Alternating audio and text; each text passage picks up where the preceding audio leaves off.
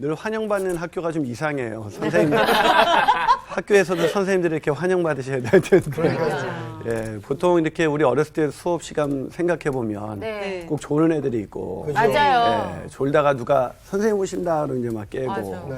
예, 근데 문 어떻게- 앞에 분필 지우개 예. 올려놓고 선생님 딱 한 머리 위에 딱 떨어지고. 아, 그거 할 거예요. 되는 말이야. 본인의 간증 같아요. 저는 학교 생활하면 그놈의 그 독일어 선생님 예. 너무 싫어했거든요. 아, 왜요? 독일어. 근데 정말 너무 그때 제가 왜 그때 그랬는지 모르겠어요. 그치. 책상에 엎드려 있어가지고 네. 아예 그냥 선생님 오셨는데 이렇게 오셨잖아요. 네. 근데 저는 엎드려 있었어요. 싫다고. 네, 그럼 선생님이 오셔서 너 왜 엎드려 있어? 일어나. 어. 전 도구가 싫어요. 이랬거든요. 근데 제가 왜 그랬는지 정말. 그러게요. 사춘기네. 그때 한참 좋아했던 거 사춘기 아니세요? 때. 동원 싫어했어. 만약에 그 선생님이 지금 이것을 보고 있으면 미란 학생이 얼마나 가증스러울까요? 아, 선생님 진짜 너무 죄송해요. 예, 제가 진짜 예, 이 기회를 타서 도구는 진짜 싫더라고요. 성경을 살아가는 미란 학생을 사랑합니다. 아멘. 예. 자, 우리 또 계속 이 화기애애한 분위기가 계속되려면 늘 강조하는 복수. 네. 지난주 주제가 뭐였죠? 제목이? 지난주대. 제목이 어였어요? 아니, 아, 믿는 믿는 자 고생을 사서 한다. 와, 맞다. 믿는 자는 고생을 사서 한다. 네. 예. 자, 고생을 사서 한다. 왜 믿는 자들이 고생을 사서 하죠? 복음과 함께 고난을 당하는 것이 기쁨이기 때문에. 네. 네. 그렇죠? 예. 그런데 이 바울이 그렇게 기쁨으로 살아갈 수 있는 비결이 뭐였어요? 제가 첫 번째 안 됐잖아요. 예. 그거. 뭐였죠? 인생의 주인이 안 바뀌었다. 맞아요. 인생의 주인. 맞아요. 제가 안 되는 진짜 바뀌기를 소원합니다. 아멘. 두 번째, 우리 성학생이 대답했으면 좋겠는데. 그래 주인이 바뀌면 그분의 뜻대로 살아야 되는 거죠. 그렇죠. 주인이 바뀌면 그분의 뜻대로 살아야지. 근데 그분의 뜻대로 살았는데 마지막 순간까지 고난이라면 그럴 수 없겠죠. 못하죠, 예, 결국 세 번째 원리가 뭐였죠? 주님이 고난에서 건져주심을 네. 믿어야 믿었기 때문에 주님께서 고난에서 우리를 건져주신다. 이것을 믿으십니까? 아멘. 네. 그래서 우리가 고난이 와도 여러분은 행복한 인생, 기쁜 인생 살기를 축복합니다. 아멘. 자, 오늘 내용은 이제 이어서 루스드라에서 이제 바울이 자신을 신으로 떠받들었던 그 사람들에게 오히려 하나님께서 하신 일이다 그러면서 하나님을 소개하고 또 복음을 소개하죠. 그 이어서 그런 복음을 소개하다가 바울이 어떤 고난을 당했어요? 죽을 돌로 뻔했어요. 쳐 죽임을 당할 뻔한 그런 상황이었죠. 그 상황에 이어서 하나님께서 주님께서 그 바울을 다시 일으키셔서 네. 다시 살리셨죠. 네. 우리 같으면 어떻게 돼? 다시는 거기로 들어가면 안 돼. 근데 어디로 다시 들어갔어요? 다시 그 성으로? 성에 들어갔어요. 자, 그 성에서 어떤 일이 일어났을까요? 그 일어난 일 마치고 이제 고향, 다시 안디옥으로 귀향합니다. 그래서 오늘의 제목은 14장 20절에서 28절을 가지고 위대한 귀향이라는 주제로 함께 공부를 해보도록 하겠습니다. 네. 오늘 수업 사도행전 43강 위대한 귀향. 자, 오늘 내용을 우리 성우학생부터 두 구절씩 읽고 마지막 한 절은 다 같이 읽겠습니다. 자, 20절부터 읽습니다. 네. 제자들이 둘러섰을 때에 바울이 일어나 그 성에 들어갔다가 이튿날 바나바와 함께 더베로 가서 복음을 그 성에서 전하여 많은 사람을 제자로 삼고 루스드라와 이고니온과 안디옥으로 돌아가서 제자들의 마음을 굳게 하여 이 믿음에 머물러 있으라 권하고 또 우리가 하나님의 나라에 들어가려면 많은 환난을 겪어야 할 것이라 하고 각 교회에서 장로들을 택하여 금식 기도하며 그들이 믿는 주께 그들을 위탁하고 비시디아 가운데로 지나서 밤빌리아에 이르러 말씀을 버가에서 전하고 아달리아로 내려가서 거기서 배 타고 안디옥에 이르니 이곳은 두 사도가 이룬 그 일을 위하여 전에 하나님의 은혜에 부탁하던 곳이라. 그들이 이르러 교회를 모아 하나님이 함께 행하신 모든 일과 이방인들에게 믿음의 문을 여신 것을 보고하고 제자들과 함께 오래 있으니라. 아멘. 28절 제자들과 함께 오래 있으니라. 얼마나 행복했을까요? 네. 자, 드디어 이제 안디옥에서 출발해서 시작된 1차 선교 여행이 정말 얼마나 많은 우여곡절과 또 얼마나 많은 놀라운 하나님의 은혜가 또 기적이 있었는지 몰라요. 그것을 경험하고 돌아와서 그들이 교회를 모아서 27절에 보세요. 네. 하나님이 함께 행하신 모든 일. 자, 그들의 1차 선교 여행을 어떻게 규정하고 있어요? 하나님이 함께 행하신 모든 일과 이방인들에게 믿음의 문을 여신 일을 보고했던 거예요. 그 선교 보고를 듣다 보면 굉장히 은혜가 돼요. 그렇죠? 선교사님들이 거기서 지낸 세월이 많으면 많을수록 선교지에서 돌아왔을 때 그분들이 보고하는 것을 듣고 있으면 정말 마음속에 큰 감동이 밀려오면서 더 나가지는 못할 망정 그분들을 위해서 기도해야겠다 이런 생각 더 많이 하게 되죠. 네. 오늘 그래서 주제를 이렇게 돌아와서 안디옥 교회로 돌아와서 이 보고하는 장면을 가지고 위대한 귀향이라는 주제를 잡아봤습니다. 여러분 혹시 이 수준 높은 노래 아실지 모르겠어요. 수준이 좀 높아서 좀 아실지 모르겠습니다. 네. 한번 불러볼게요. 네. 나의 살던 너무 높네요. 너무 이 수준에 너무 고음이에요. 네, 너무 수준이 고음이야. 높죠. 네. 꽃피는 산골. 그 다음 가사가 어떻게 되죠? 복숭아꽃 살구꽃 살구꽃 아기 진달래 울긋불긋 울긋불긋 꽃대골 차린 동네 그 속에서 날던 배가 그립습니다. 괜히 노래 시켰어요. 아니 너무 여러분의 표정이 너무 애기 같으세요. 그 시절로 돌아간 것 같아요. 우리가 이 고향의 봄이라는 노래죠. 이 노래는 누가 만들었을까요? 누가 작곡했어요? 그 유명한 홍난파 선생님이 작곡했어요. 작사는 누가 했을까요? 작사도 홍이 하시진 않으셨어요. 작사는 이분이 하셨는데 이원수라는 분이 이원수 이름이 좀 그러시죠. 근데 이분이 어떤 분이냐면 이원수 선생님은 그 문학가로서 이렇게 나중에 명성을 얻었지만 이분이 이 곡을 썼을 때는 언제였냐면 이분이 초등학교 5학년 때 쓴 동시였어요. 와. 놀랍죠? 초등학교 5학년 때 쓴 동시인데 이 노래 이것을 발견한 분이 방정환 선생님께서 네. 어린이라는 잡지에 이 동시가 실렸는데 이것을 보고 홍난파 선생님이 곡을 붙인 거예요. 근데 다시 말해서 이것은 대한민국 그 시문학사에 있어서 그렇게 걸출한 어떤 문학가가 쓴 시가 아니라 초등학교 5학년짜리 아이가 자신의 고향을 생각하면서 쓴 예쁜 그런 동시였단 말이죠. 또 홍난파 선생님의 곡 중에서도 그런 걸출한 그런 뛰어났던 그런 곡도 아니었어요. 근데 이 곡이 왜 그런 온 국민들의 그런 사랑을 받을 수가 있었을까? 그런 위대한 문학가의 작품도 아니었고 초등학생이 동시였던 이것을 만들었던 이 노래가 왜 온 국민들의 그런 사랑을 받았을까? 그 이유는 바로 이 사람들의 마음에는 영원한 그 노스텔지어가 있죠. 고향이죠. 그렇죠? 영원한 향수. 늘 고향으로 돌아가고 싶죠. 고향이 어디세요? 저는 서울에서 태어났는데 그 부모님들이 전주 그러셔가지고 그런 분들이 주로 고향이 별로 없어요. 돌아갈 고향이. 저도 그런 편인데 근데 우리는 이 노래를 부르다 보면 왠지 고향이 여기인 것 같아요. 그렇죠? 네. 꽃피는 산골 같고 맞아요. 복숭아꽃, 진달래꽃 어디서 본 것 같고 우리 집이 거긴 것 같아요. 그래 이 고향이라는 이 주제는 사람들에게 늘 마음속에 영원한 노스텔지어로 늘 돌아가고 싶은 곳으로 우리에게 자리하고 있죠.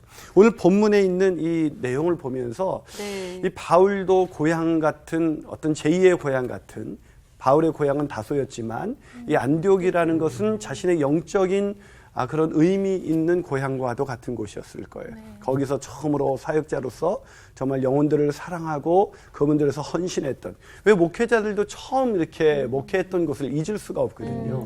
그랬던 곳에서 이제 선교사로 부르심을 받아서 이제 정말 그 실루기아로 내려갔다가 버가에 이르렀고 피시디의 안디옥으로 갔다가 이고니온으로 가서 또 루스트라로 가서 또 더베 이런 여러 곳에서 복음을 전하다가 이제 다시 거꾸로 이렇게 돌아와서 드디어 안디옥이라는 곳으로 돌아온 거예요. 저는 이 귀향을 이 고향으로 돌아온 이 장면을 그냥 귀향 이렇게 이름을 붙이지 않고 위대한 귀향이라고 이름을 붙였습니다. 왜 그랬냐면 이 귀향의 모습은 단순히 어디 놀러 갔다가 온 것이 아니고 세상적으로 성공을 거두고 돌아온 것이 아니라 하나님의 부르심을 받아서 정말 하나님의 엄청난 일, 아까 27절에 하나님이 함께 행하셨던 그 모든 일을 마치고 돌아오는 길이었어요. 그래서 얼마나 위대한 귀향이었을까. 여러분, 성경은 우리에게서도 본향이 있다고 말을 하고 있죠. 우리 인생에 이 땅에서 삶이 영원한 삶이 아니라 우리가 돌아갈 곳이 있죠. 그 본향을 사모하십니까? 네. 우리가 그 본향으로 돌아갈 때 우리의 귀향도, 우리의 본향으로 돌아가는 그 가름도 이 바울과 같이 하나님이 내 인생, 이 짧은 인생 있었던 하나님께서 함께 행하셨던 그런 얼마나 많은 그런 간증들, 그런 기억들, 그것을 가지고 우리가 본향으로 돌아간다면 얼마나 아름다울까요? 거기 돌아가서 주님께서 이런 일을 행하셨습니다. 그것을 같이 나눌 수 있는 그런 자리가 된다면, 우리가 여기서 성수학당에서 우리가 이런 이야기를 나누지만 우리 가서 본향에서 다 만날 사람들이에요. 우리가 싫어도 만나야 돼요. 서로. 우리가 그때 만날 때 정말 위대한 귀향이 되기를 주님의 이름으로 축복합니다. 자, 그럼 위대한 귀향, 그런 나그네의 삶을 마치고 위대한 귀향길에 오르는 수 있는 그런 인생을 살기 위해서 우리는 어떻게 살아야 될까? 어떻게 살아야 될까요? 이 귀향하는 이 바울과 바나바의 모습을 보면서 우리가 이런 위대한 귀향길에 오르는 그런 인생 살기 위해서 우리는 어떻게 살아야 될까? 우선 이분들도 복음을 예. 전하고 살았듯이 그렇죠. 저희도 그쵸. 참 우리 전하는 윤정 학생이 똑똑합니다. 윤정 그런가요? 학생 그 촉은 항상 그렇게 똑똑하게 있는 것 같아요. 자, 위대한 뭐요? 귀향. 위대한 귀향이라는 것은 우리가 이 땅에서 지금 뭐로 살고 있다는 거예요? 나그네로 살고 있는 거죠. 여러분, 나그네로 살면서 너무 많이 가지지 못했다고 그래서 아쉬워하지 마세요. 너무 많이 인정받지 못했다고 그래서 아쉬워할 필요도 없어요. 중요한 것은 나그네의 삶에서 중요한 것은 소유가 아니라 존재예요. 존재. 내가 어떤 존재로 살아가느냐. 우리는 얼마나 많이, 나그네가 아무리 많이 소유하면 뭐예요? 고향 갈 땐 다 갈 수가 없는 거예요. 이 땅에서 우리가 어떤 존재로 살아가느냐. 어떤 존재로 살아가야 돼요? 우리를 그리스도인이라는 존재로 살아가죠. 하나님의 자녀라는 존재로 살아갑니다. 그러기에 우리 이 나그네 인생길의 의미 있는 것은 우리가 이것을 많이 소유하고 있기 때문이 아니라 우리가 바로 하나님의 자녀, 그리스도인이라는 존재로 살아가고 있기 때문이에요. 좀 너무나 행복하지 않아요? 네. 우리가 진짜 저렇게 나그네인데 뭐 이렇게 소유하려고 했고 뭐 이렇게 그렇죠. 가지려고 했는지 예. 모르겠어요. 근데 우린 늘 이걸 잊고 나그네로 사는 여기가 집인 줄 알아요. 그러니까 많이 소유하고 싶죠. 우리 천국에서 하나님이 주신 상급으로 넉넉해질 줄로 믿습니다. 그러니까 그러기 위해서는 우리가 어떻게 해야 돼요? 위대한 귀향길에 오르기 위해서 그리스도인은 어떻게 살아야 될까요?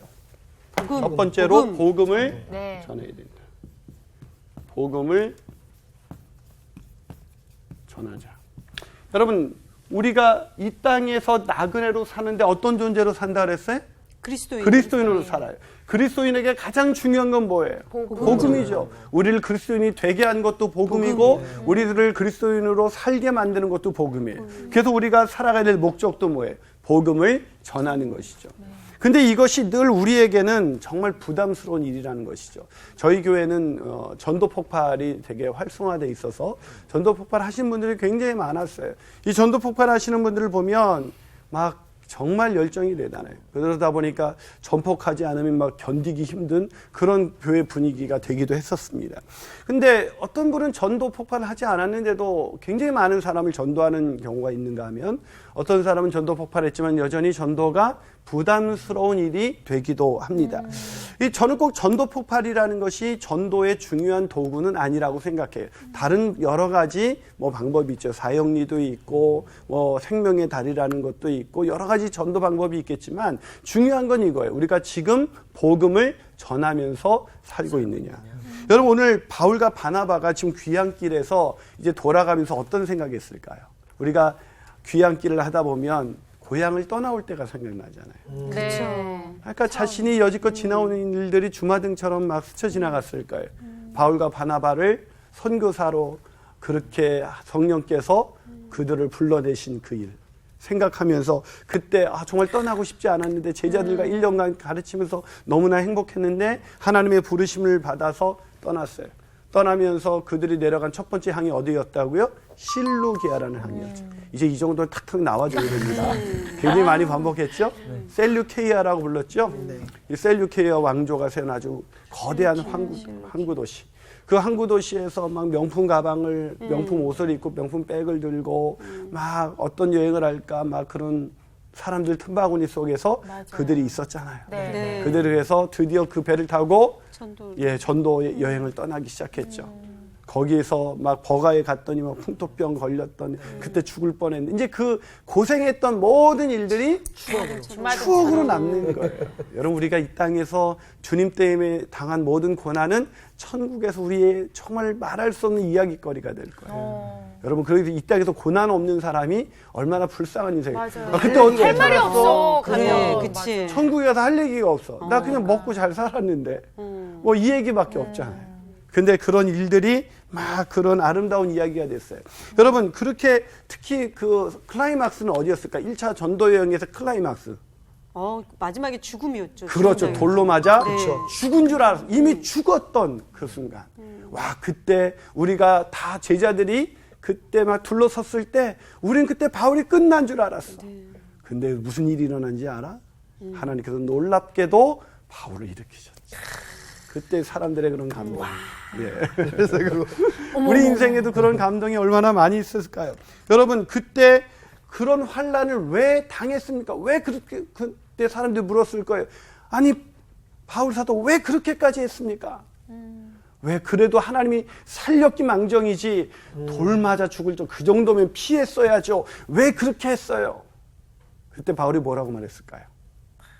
그냥 그 처음에 그렇게 했던 것도 이유도 예. 기쁨으로 전도를 나갔던 것처럼 그러니까 왜 그렇게 전도했어요?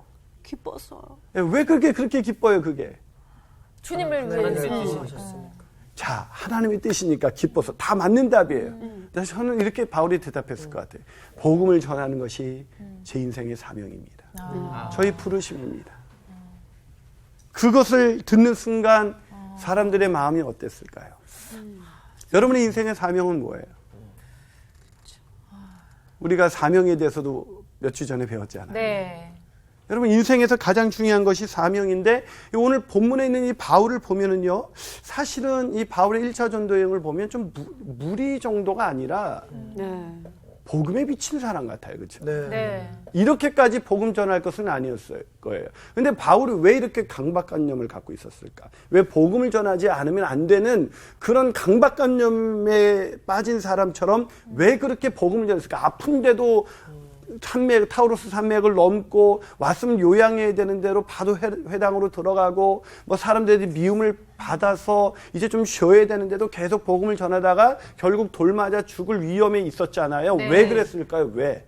이게 나의 사명이라고 생각해요. 예, 사명이니까. 복음을 전하는 것이 나의 사명이니까. 그것을 사도행전 9장 15절에서 말합니다. 자, 사도행전 9장 15절을 한번 우리 다 같이 한번 찾아볼까요? 사도행전 네. 9장 앞으로 이제 쭉 가봅니다. 사도행전 9장 15절. 자, 15절을 우리 정승 학생이 한번 읽어줄래요? 네. 주께서 이르시되 가라 이 사람은 내 이름을 이방인과 임금들과 이스라엘 자손들에게 전하기 위하여 택한 나의 그릇이라. 아멘. 네. 내 이름을 이방인과 임금들과 이스라엘 자손들에게 전하기 위하여 택한 나의 그릇이다. 지금 뭐라고 얘기하고 있습니까? 하나님이 바울을 왜 택하셨다고요?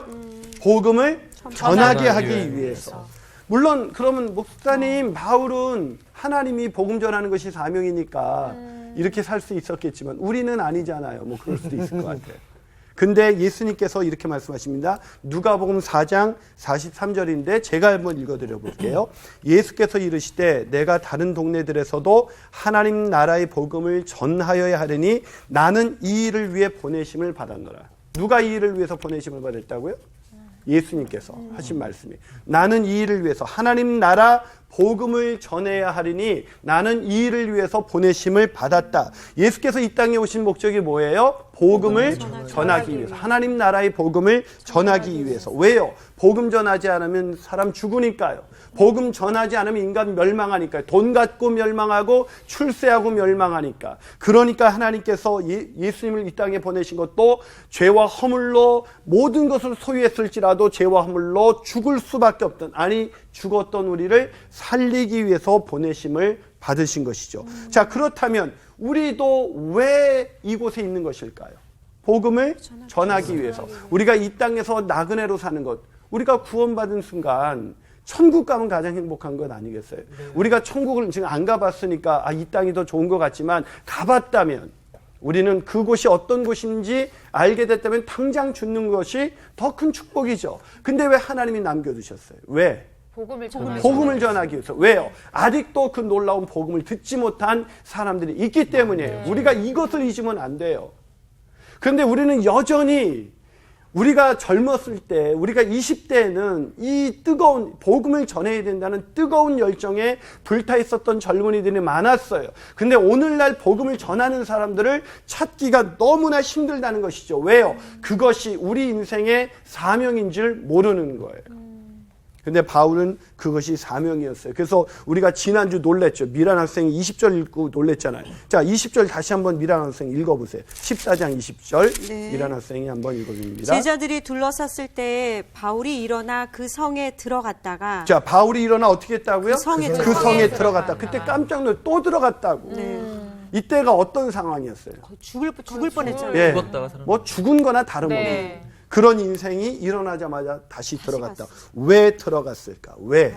21절을 그 들어간 이유를 말하고 있어요. 21절까지 한번 미란 학생 읽어주세요. 복음을 그 성에서 전하여 많은 사람을 제자로 삼고 뭐라고요? 복음을 그 성에서 전하여. 왜 들어갔는지 분명히 말씀해주고 있죠. 네. 복음을 전하기 위해서 또 들어간 이 바울의 모습을 기록해주고 있습니다. 여러분, 바울은요, 본향에 들어가기 전까지 내가 유일하게 붙잡고 해야 될 일, 그것은 복음 전하는 것이다. 그런 정도의 우선순위가 있다 보니까 자기의 모든 것을 버리고 복음을 전하는 거예요. 왜 우리가 복음을 안 전할까요? 복음을 전하는 것이 그만큼 내 인생의 가장 최고되는 우선순위는 아니기 때문이에요.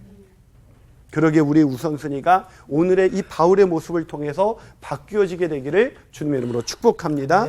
자, 두 번째로 나그네의 삶을 마치고 위대한 귀향길에 오르기 위해서, 그런 인생을 살기 위해서 우리는 어떻게 해야 될까? 자, 복음을 전하고 그 다음에 바울이 뭘 했는지 우리 정승 학생이 한번 우리 또 전학 온 학생이 한번 잘 찾아보세요. 21절에 그 비결이 있어요. 예, 찾아볼까요? 찾아보래요. 21절에 있어요. 예. 네. 복음을 그 성에서 전하고 전하고 그 다음에 뭐 했어요? 저기 제자를 삼고 예, 많은 사람을 제자로 삼고. 예. 많은 사람 뭐 했다고요? 제자로 삼았어요. 자, 오늘 본문에서 나그네의 삶을 마치고 위대한 귀향길에 오르기 위해서 반드시 성경에서 일관적으로 계속 강조하고 있는 것이 있어요. 복음 전 그것은 복음을 전하는 일이고 더 나가서 뭘 해라고요? 제자 삼아. 예, 제자를 삼는 거예요. 그러므로 너희는 가서 모든 족속으로 뭘 삼아? 제자를 삼아. 예수님께서 승천하실 때 마지막 남기신 지상 명령이에요. 제자를, 거기서 여러 가지 동사가 나오죠. 가라, 세례, 침례를 줘라, 세례를 줘라, 그리고 제자를 삼아라, 그리고 가르쳐 지키게 하라. 네 가지 동사가 나와요. 근데 주동사, 메인 동사가 뭔지 아세요? 제자를 삼는 그래요, 제자를 삼아라. 그러니까 우리 인생의 목적은 제자 삼는 거예요. 제가 어떤 교회에 갔더니 그 교회에서 저를 강사로 소개하기 전에 목사님 나오더니 우리 인사해볼까요? 제자 있습니까? 이렇게 인사하더라고요. 제자 있어요. 자, 우리도 한번 옆 사람하고 인사해볼까요? 시작. 제자 있습니까? 있습니까? 예. 네. 제자가 있으세요? 네. 예. 제자가 있으세요? 주님의, 내가 지금 내 영역에서 가르치는 그 제자 말고 내가 믿음으로 사는 것처럼 그렇게 믿음을 전수해주는 제자가 있냐고요. 예. 저는 그 얘기 듣고 와, 진짜 놀라운 인사예요. 제자 있습니까? 여러분, 제자가 있는 인생, 우리 인생 속에서 결국 의미 있는 인생, 위대한 본향길에 오르기 위해서는 우리 인생에 내가 주님의 제자를 얼마나 많이 만들어놨느냐. 선생님이 좋으시겠어요. 4명이나 이렇게 제자. 제자를 또 삼네요.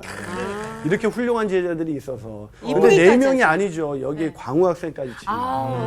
우리 아니 4명이 아니죠. 여기 반쪽이 그래요. 계시죠. 맞아요. 여기도 있죠. 시청자도 있고. 그렇죠. 참 감사하죠. 근데 내가 여러분을 제자라고 말하려면 여러분도 복음을 전하는 사람이 돼야 되는 거예요. 네. 그럼 좀 줄겠네요. 예, 줄지 않기를 바랍니다. 아멘. 배가 되기를 바랍니다. 네, 아멘. 예, 오늘 본문에 보니까 참 이 제자를 삼았다고 기록하고 있지 않습니까? 이 단순히 바울의 복음 전도 여행은 전도만 하는 인생이 아니라 전도에서 제자 삼는 인생이었다는 거죠. 젊었을 때 읽었던 책 중에 아주 감동 깊었던 책이 그 후안 카를로스 오르티스 목사님의 제자입니까? 라는 책이었어요. 그 당시 막 그 제자 훈련의 열풍이 일어났을 때 우리 한국 사회를 향해서 사실은 제자 훈련의 열풍은 일어났지만 한국 교회는 그때도 기복주의 신앙에 길들여져 있어서 예수 믿고 이렇게 뭐 잘 되고 예수 믿고 세상에서 성공하고 뭐 이런 일들에만 길들여져 있었던 우리들에게 제자입니까? 라는 질문을 던졌죠. 그때 이 후안 그 카를로스 오르티스 목사님 제가 베이징에서 제가 코스타에서 설교하러 갔다가 이분을 만났는데 참 이분을 통해서 정말 제자 삼는 일들 가운데 자신의 인생이 쓰임 받는 것이 얼마나 행복한 인생인가를 이렇게 간증해 주면서 제가 정말 은혜 받았던 적이 있었어요. 근데 이분이 그때 책에 보면 이런 내용이 있죠. 나는 코카콜라 회사가 코카콜라 파는 것과 똑같은 방식으로 리더스 다이제스트사가 잡지와 책을 파는 것과 똑같은 방법으로 복음을 전하고 있다. 학교에서 배운 술수만 쓰고 있을 뿐 내가 하는 일에 나의 손길이 전혀 드러나지 않는다라고 하나님이 말씀하신 그 말씀을 듣고 그가 진짜 제자 삼고 있는가? 단순히 그냥 세상적인 경영기법을 사용해서 복음을 전한다는 빌미로 그렇게 복음을 팔고 있는가? 복음을 팔고 있는 사람이 아니라 진짜 제자 삼는 사람인가라는 것을 하나님이 질문하셨다는 것이죠.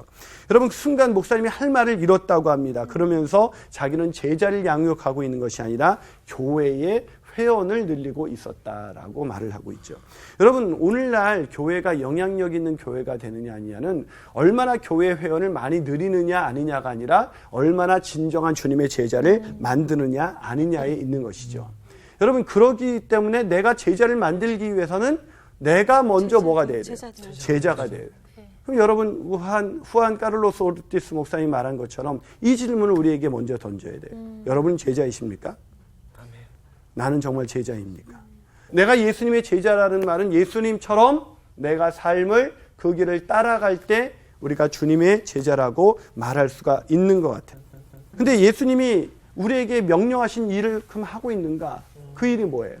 그러므로 너희는 가서 제자를 삼고 있는가? 그때 우리가 주님의 제자라고 말할 수가 있는 거예요. 네. 자, 오늘 본문에 전도했던 곳을 다시 바울이 쭉 찾아갑니다. 21절을 한번 성우 학생이 다시 한번 읽어볼래요? 네. 복음을 그 성에서 전하여 많은 사람을 제자로 삼고 루스드라와 이고니온과 안디옥으로 돌아가. 자, 복음을 그 성에서 전하여 많은 사람을 뭐 했다고요? 제자로 자, 삼고. 거기 동그라미 치세요. 별표 5개입니다. 네, 이번 수능에 나올지 몰라요. 네. 수능이 나와. 자, 근데 그 성이 어디예요? 루스드라죠. 그런데 그 다음에 이어서 뭐라고 나왔어요? 21절. 루스드라와 이고니온과 안디옥. 우리가 이렇게 나란히 있으니까 바로 그 근처인가 보다. 그렇게 생각할 텐데 아닌 거 아시죠? 네네. 예. 그러니까 지금 전도했던 것을 다시 돌아가면서 뭘 삼고 있는 거예요? 제자 삼고 있는 거예요. 이미 복음을 전하고 제자 삼았을 거예요. 복음을 전하고 어떤 때는 핍박이 일어나서 급히 쫓겨나온 곳에 그들이 정말 주님의 뜻대로 살고 있는지 다시 돌아가서 그들에게 뭘 하고 있는 거예요? 제자 훈련을 하고 있는 거예요. 저도 우리 교회에서 제자 훈련을 하고 있는데 제자 훈련을 하다 보니까 정말 놀라운 일들을 발견하게 됐어요. 그분들이 제자 훈련을 하다 보면 예수님이 구주이시고 주님이라는 것은 다 믿고 있어요. 근데 주님의 제자답게 살고 있지는 못하더라고요. 그런데 복음을 자꾸 전하고 다시 복음을 더 깊이 있게 나누기 시작하니까 그분들 안에 놀라운 변화가 일어났어요. 어떤 분은요, 여성분이 정말 자신의 인생에서 누구에게도 말할 수 없었던 그런 부끄러운 죄를 고백하고 그 죄에서 은혜로 구원해 주신 하나님의 사랑을 고백하기 시작했어요. 어떤 형제는요, 자기가 음란물에 이렇게 중독되어 있는 그런 부분들을 고백하기도 해요. 그럼 교회에서 어떤 그런 속으로 모임에 가가지고 내가 이런 죄를 졌는데 이런 죄를 하나님의 은혜로 구원받아서 내가 지금은 자유합니다. 그분이 왜 음란물 사이트에 이렇게 뒤적거렸던 것을 고백할 수가 있었을까요? 어떻게? 그거에서 자유하니까요. 여러분, 내가 지금도 죄를 짓고 있는 현재 진행형이면요, 죄를 고백할 수가 없습니다. 지금도 도박을 하고 있으면, 지금도 약물에 중독되어 있으면, 지금도 음란 사이트에 중독되어 있으면 고백 못합니다. 근데 그것을 치유받았으면 고백할 수 있어요. 그런 일들이 다 제자 훈련을 통해서 일어났어요. 그래서 오늘 이 바울에게서도 더 중요한 궁극적인 관심은 뭐였어요? 복음을 전했을 뿐만 아니라 제자를 삼는다. 이것이 가장 중요한 바울의 관심이었습니다. 네. 사랑하는 여러분, 여러분의 주변에 진짜 여러분이 제자 삼고 있다면 그런 간증들이 있어야 돼요. 주님을 닮아가는 사람들이, 여러분이 지속적으로 관심을 갖고 여러분이 복음을 전하는 그 사람들이 주님의 제자로 날마다 변해가는 것을 볼 수 있어야 돼요. 들을 수 있어야 돼요. 저도 여러분들을 통해서 그런 고백들을 더 많이 듣게 되기를 주님의 이름으로 축복합니다. 아멘. 저도 그런 얘기를 들을 때 얼마나 감사한지 몰라요. 심지어 정말 함께 일하는 PD님이 목사님, 내 와이프가 제가 변화됐다고 말합니다. 제가 변했나 봐요, 목사님. 아직도 내 마음에 그 죄를 지을 수밖에 없는 본성이 있지만 그 본성 위에 덮여진 하나님의 은혜로 바뀌어지는 그런 삶의 고백을 들을 때 제가 이 성수학당에 나오는 그런 보람이 있어요. 단순히 복음을 전했는데 이것이 어떻게 결실을 맺어지는지 모르면 이게 하다가도 이걸 내가 계속 해야 되나 이런 생각이 들 텐데 그것 때문에 바뀌어진 사람들의 고백이 자꾸 들려오는 거예요. 가까이에서도 들려오기를 축복합니다. 아멘. 자, 마지막으로 우리가 나그네로서의 삶을 마치고 위대한 귀한 길에 오를 수 있는 인생 살려면 어떻게 살아야 될까요? 자, 세 번째는 또 여러분이 찾아보세요. 어떤 걸까요? 본문 22절에 힌트가 있습니다. 22절. 우리가 나그네의 삶을 환난을 겪어야죠. 환난을 겪어야 됩니다. 하나님 나라에 들어가. 환난을 우리가 겪기 싫어도 겪게 될 거예요. 네. 그럼 좀 더 정확한 답은 아니죠? 한 80% 맞히셨어요. 이겨내야죠. 그렇죠. 그렇죠. 우리가 환난에 주저앉지 말아야 한다. 한다. 자, 위대한 귀한 길에 오르기 전에 우리가 이 땅에서 뭐로 산다고요? 나그네로 살아요. 나그네로 살 때 지난번에 우리가 믿는 자는 뭘 사서 한다? 고생을 사서 고생을 사서 해요. 믿는 자는 고난이 있다는 것이죠. 그렇죠? 그래서 이 고생을 우리가 당할 때마다 우리는 본성이 이 고생을 좋아해요? 싫어해요? 싫어하니까 결국 고생 때문에 뭐예요? 절망하게 되고 주저앉게 되는 거예요. 주저앉게 되는 거예요. 주저앉죠.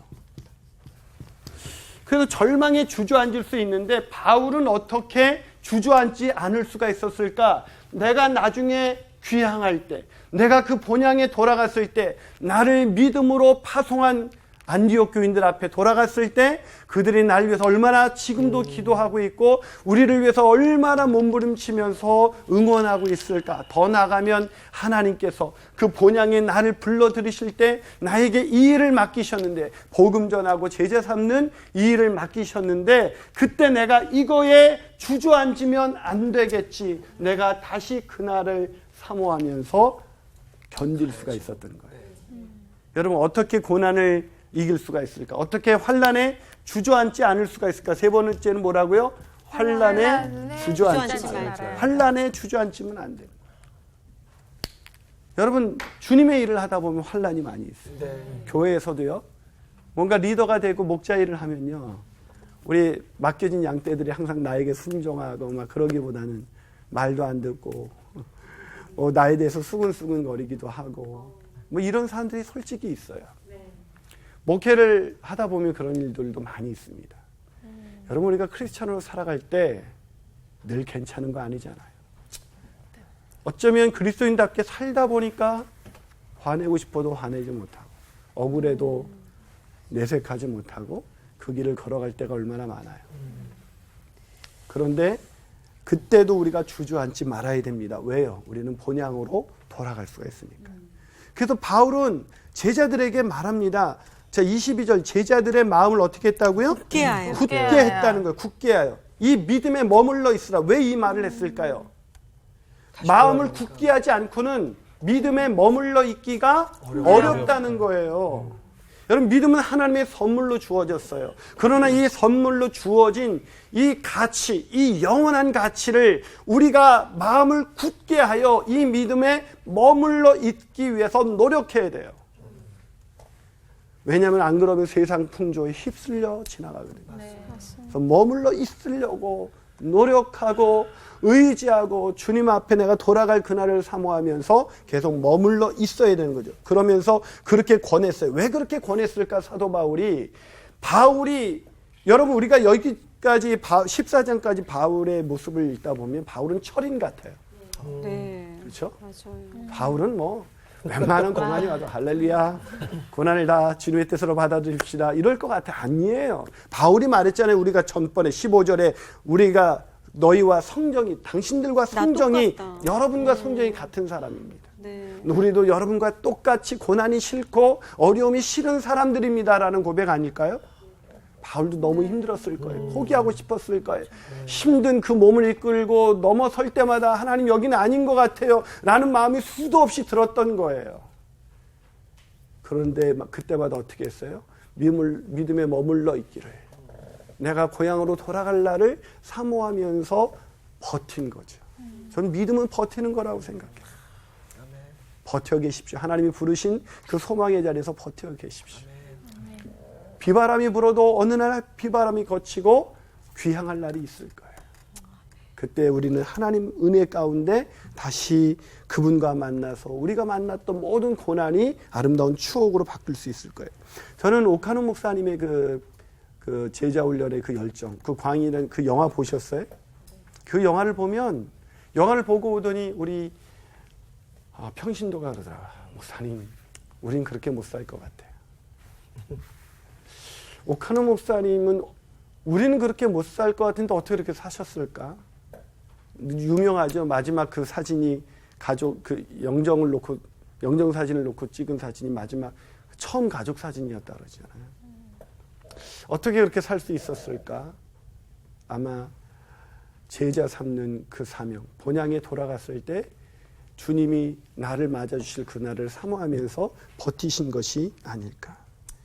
그분은 이렇게 평신도를 깨운다라는 책에서 이렇게 말합니다. 사랑의 교회 평신도 제자와의 첫 열매의 기수라고 할 수 있는 분들이 있다면 그들은 다름 아닌 장로님들을 위시한 남녀 순장들입니다. 그들은 담임 목사와 분담 사역을 하는 평신도 지도자로서 각각 책임진 다락방과 봉사 현장에서 무거운 십자가를 지고 주님을 따르는 자들이었습니다.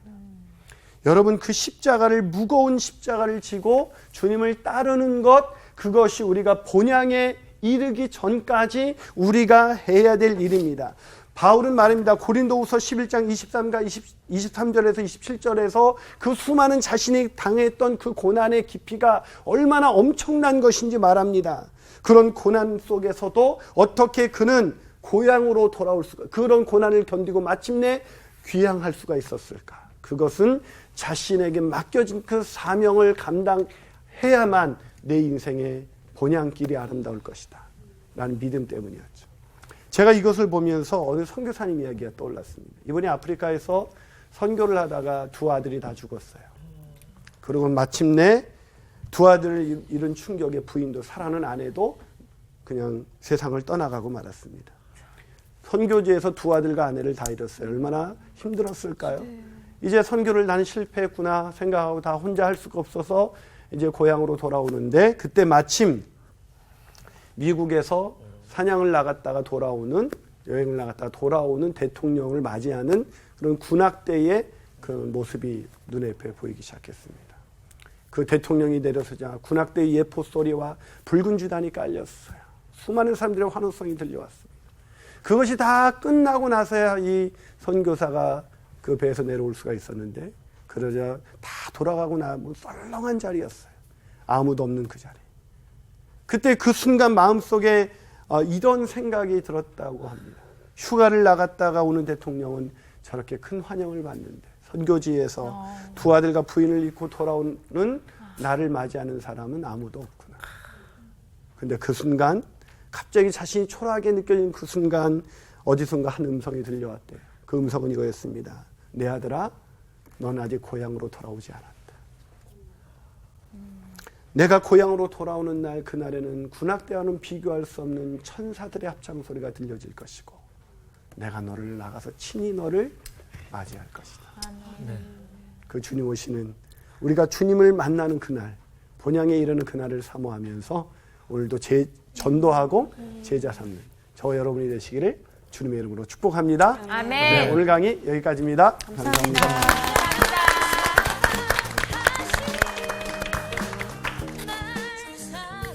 네, 위대한 귀향인데 우리들이 흔히 고향이라고 생각하는 그곳은 뭐 추석이나 명절 때마다 두 손 무겁게 갖고 가야 되잖아요. 그렇죠. 네. 뭐 마음은 가볍게 두 손은 무겁게 이런 말이 네. 있는데 네. 우리 진짜 고향은 그런 게 필요가 없잖아요. 맞아요. 그래서 그곳이 진짜 고향이다. 몸만 편하게 갈 수. 고향이라면 그렇죠. 그게 진짜 고향인 거죠. 아니 2주 만에 굉장히 아유, 성장했어요. 무서운 학생일세. 네. 진짜 고향으로 가는 갑시다. 거예요. 갑시다. 가는 거야. 이번 주 퀴즈입니다. 다윗의 책사였다가 압살롬에게 넘어간 사람은 누구인가요?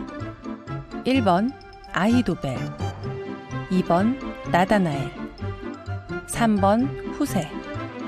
정답을 아시는 분은 CBS 성서학당 홈페이지에 정답을 올려주시거나 우편으로 보내주시면 됩니다. 보내실 곳은 서울특별시 양천구 목동 서로 159의 1 CBS 성서학당 담당자 앞입니다. 연락처를 꼭 남겨주세요. 선정되신 분들에게는 대한성서공회에서 성경, 송태근 선생님의 하나님이 꿈꾸는 교회, 김기석 선생님의 일상순례자, 신혜윤 선생님의 땅과 하늘의 갈림길에서, 이영재 선생님의 이삭 이야기, 성경 통독을 위한 최고의 자습서 성경 2.0 가운데 하나를 드립니다.